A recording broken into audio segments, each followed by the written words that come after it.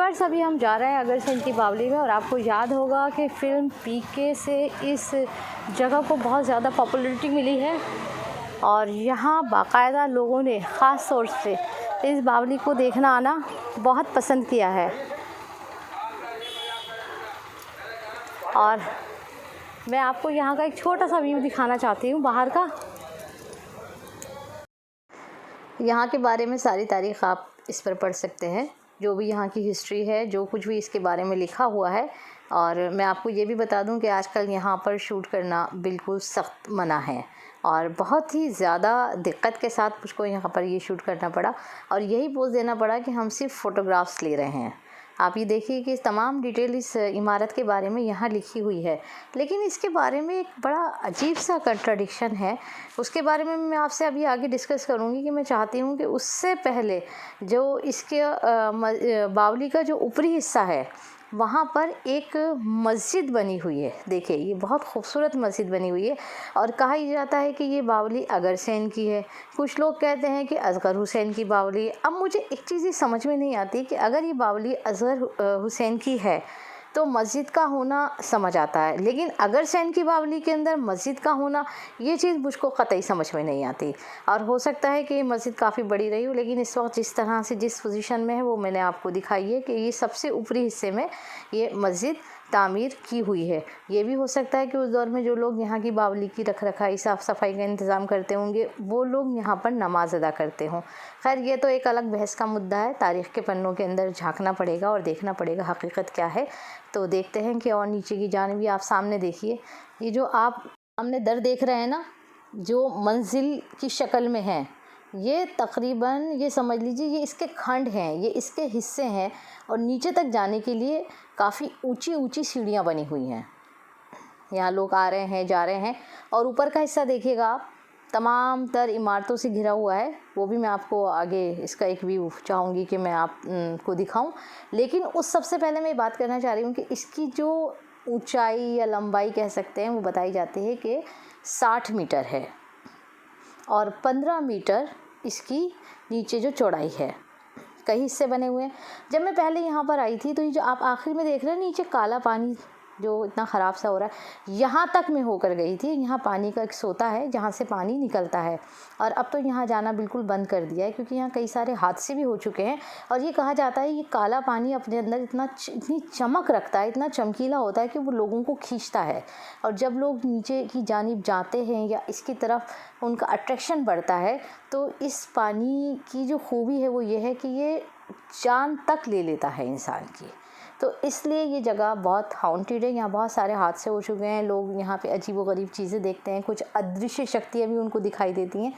लेकिन मेरा मकसद उन तब सबको डिस्कस करने के साथ साथ यहाँ का एक असल व्यू आप तक पहुँचाना है। आप ये देखिए कि किस तरह से लोग यहाँ आते हैं, एंजॉय करते हैं। बहुत ठंडी जगह है और गर्मियों में तो बहुत ही पुरसुकून और ठंडी जगह है। मतलब कनॉट प्लेस की गहमा गहमी भीड़ भाड़, ट्रैफिक, शोर, उस सब के बीच में ये जगह है ना, वाकई बहुत खूबसूरत है। और कोई सोच नहीं सकता कि इस भीड़ भाड़ के इलाके में आप जाके किसी जगह इतनी पुरसुकून वक्त यहाँ गुजार सकते हैं। यहाँ लोग आते हैं। ये देखिए सामने आप बिल्डिंग, मैंने कहा ना चारों तरफ बिल्डिंगों से घिरा हुआ है। ये कनॉट प्लेस की मशहूर और ऊंची ऊंची बिल्डिंग्स हैं।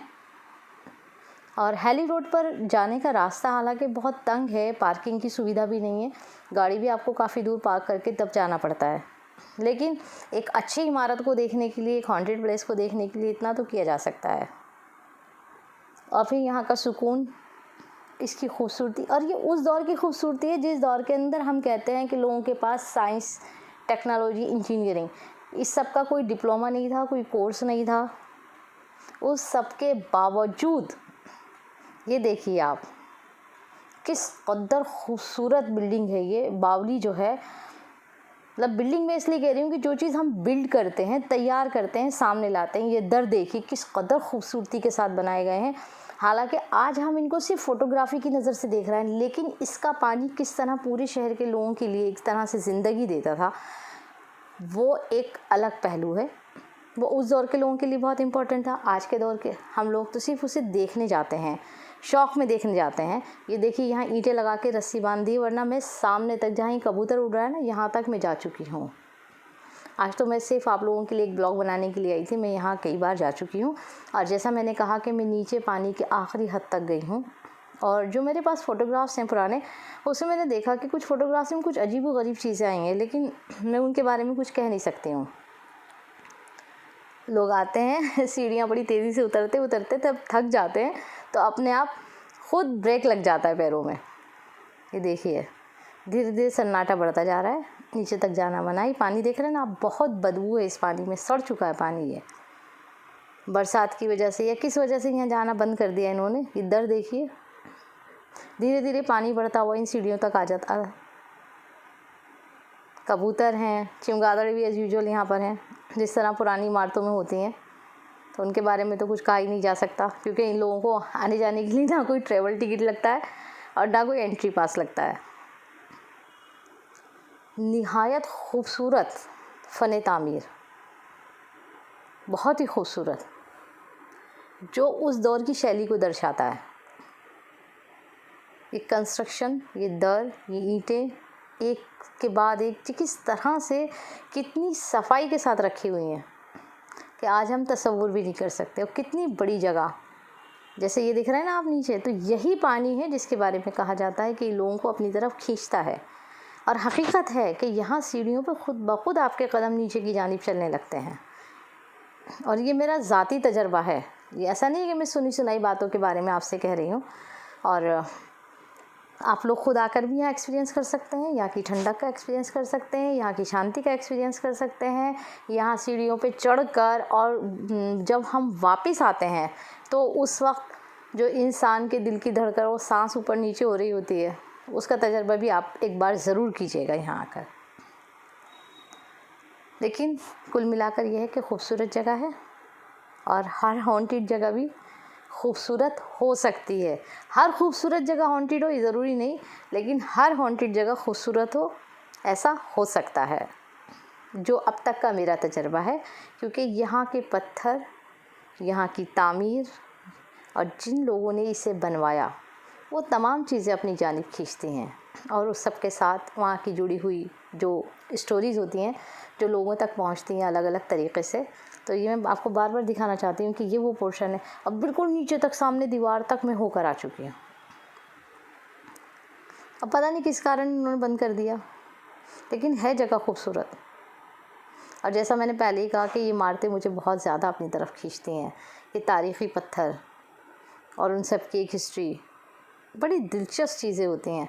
और मेरी ये कोशिश होती है कि मैं इनके बारे में ज़्यादा से ज़्यादा जानूँ और आप लोगों तक उसकी सारी मालूमात पहुँचाऊँ।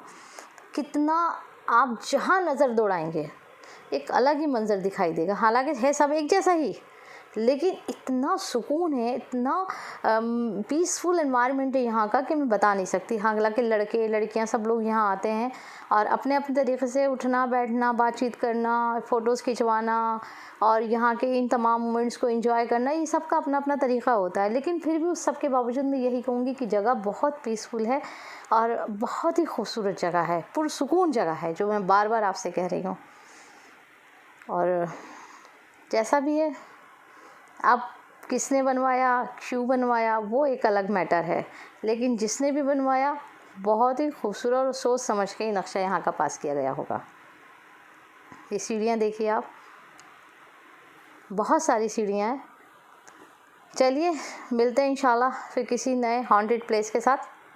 तब तक के लिए खुदा।